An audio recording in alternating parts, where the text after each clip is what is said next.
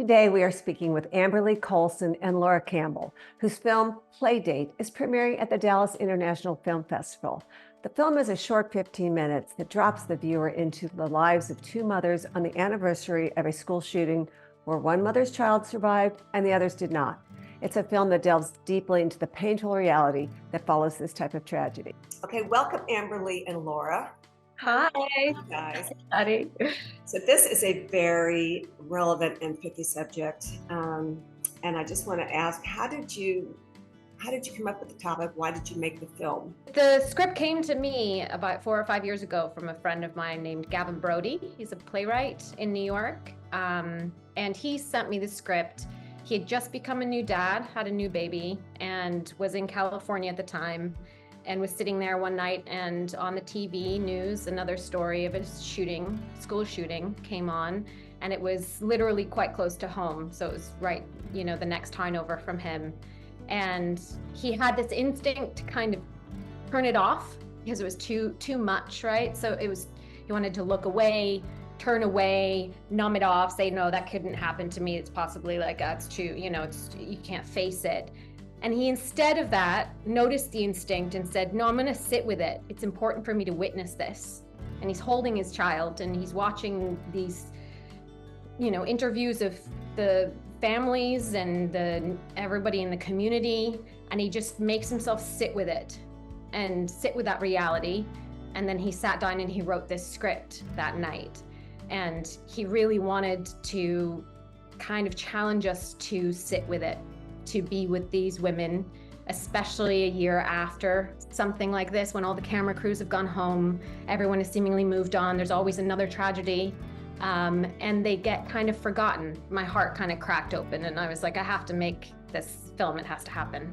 Interestingly, you both star in this film as the opposite, as two mothers, one who had lost their child, one who had not. How did you decide who would play which part? Laura and Gavin were trying to make this happen back in 2019, just before COVID, and so I came on board, and it just didn't happen. For me, I like to think I lucked out on that. And that so when I met up with Laura, she was going to play the woman who had lost her child, and her and Gavin had already done so much research and had saturated themselves with. Just unfortunately, there's so much out there. There's so many documentaries to watch. There's so many interviews to watch. And so she has been the woman who, to me, has been the woman who lost her child, from the get-go. And so that, as far as casting, to answer your question of how we decided that, Laura so embodied the pain and the loss that put herself in that woman's shoes. I was wondering about, like, when you get into a role, how do you get your head inside that other than just having all this angst, and how do you get past it to act?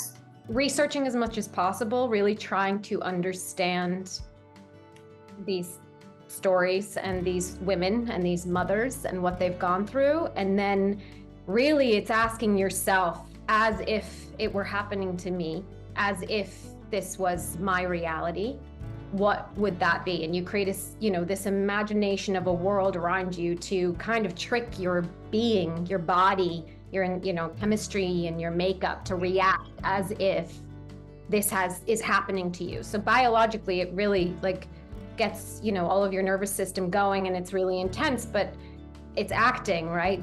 I cannot absolutely not understand what a person really goes through. I can only try my best to empathize with it, and empathy is all of it. It's how do I try to understand? So it's really intense. It is really, really intense. But all I kept saying to myself was, this is me doing this for one part. People are living their entire lives with this. And Amberlee, when you were playing the mother whose child survived, you must have also had sort of like channeling some guilt, or what kind of emotions were you going through with your character part?